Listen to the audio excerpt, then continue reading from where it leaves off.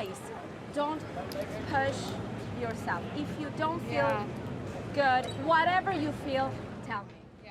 Wise words from a tour guide who is used to Rome's oppressive heat, but knows her holidaymakers are not.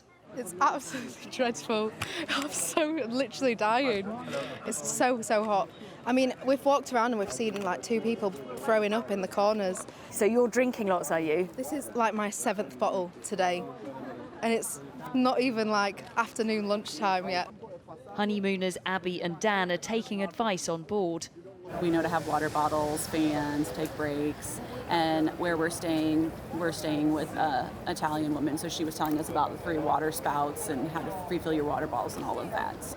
If you thought the heat wave would put the tourists off, then I think it's safe to say you'd be wrong. They are still flocking to sites like the Colosseum in their thousands. And even though the scorching weather is set to continue, yes, they're hot and bothered, but they're undeterred. But they're not unaware of the bigger picture, the global picture.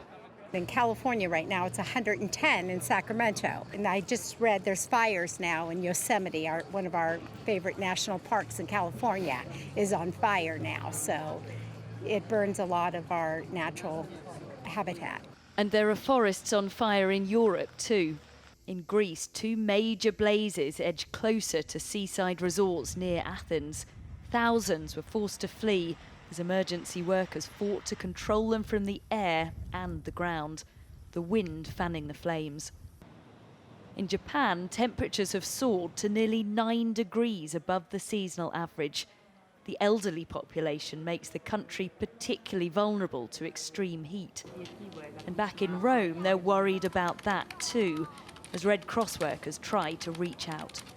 We receive many calls in this period. Unfortunately, that's also because of the scorching heat, about 20-25% more than the usual.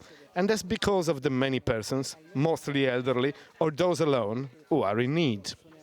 The red weather warning covering 20 cities in Italy means even the healthy could be at risk from the extreme heat. The Italian Met Office says it's one of the most intense heat waves of all time. In this city steeped in history, there is more being made.